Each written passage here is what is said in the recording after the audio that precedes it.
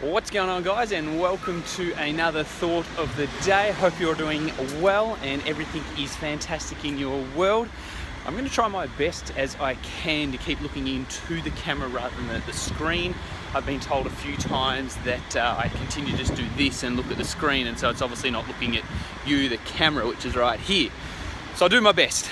Sorry if my eyes veer, because I know it's just easy just to kind of peer over to the left and then see myself on the screen, so I'll do my best.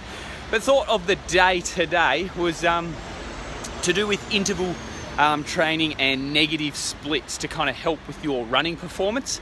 I went on a really good run yesterday that had me doing one of my favourite sessions that I love doing, which is going for a predetermined amount of time. So if you're going to do a 30-minute session, running out for 15 minutes as far as you can go in that 15 minutes at about 80% pace. So a good pace, not just a relaxing pace. And then turning around and trying to come back in a quicker time of anywhere from between 5 to 10% quicker. So knocking off, 1 to 3 minutes worth of time from that original 15 minutes.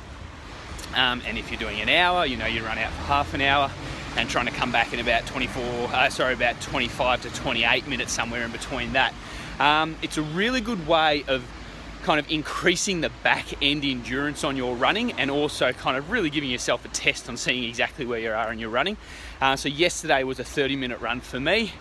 Ran out for 15 minutes, stopped, had a 2-minute rest, and turned around and absolutely gave it everything I did, and ended up getting home in about 13 minutes. So really big negative split of 2 minutes over 15 minutes when you're already kind of run pretty hard in that first 15 minutes as it is. So it was a fantastic run, and these kinds of sessions over the past, when I've been doing marathon training or half marathon training or any kind of run training, is a really good way of helping, one, your lactate threshold, two, your speed work, and for three, trying to really work on that endurance back end of your running. So when you're in the back end of a 15k run, a half marathon or a marathon, you know kind of what your body's going to do to react when you're tired, and you want to try and put some speed in to try and bring it home nice and quick.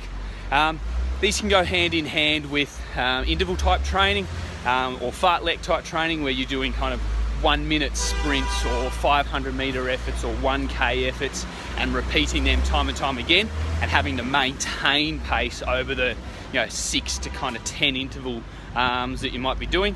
One that I love doing is 6 500s or 4 1k efforts on the pace that I tend to run when I'm doing those efforts anywhere between a 3-minute 50 and a 4-minute 15k pace, depending on where I am in my training at the time. And that is always a tough session, but there's nothing more tough than a negative split run, as I explained on the start of this video.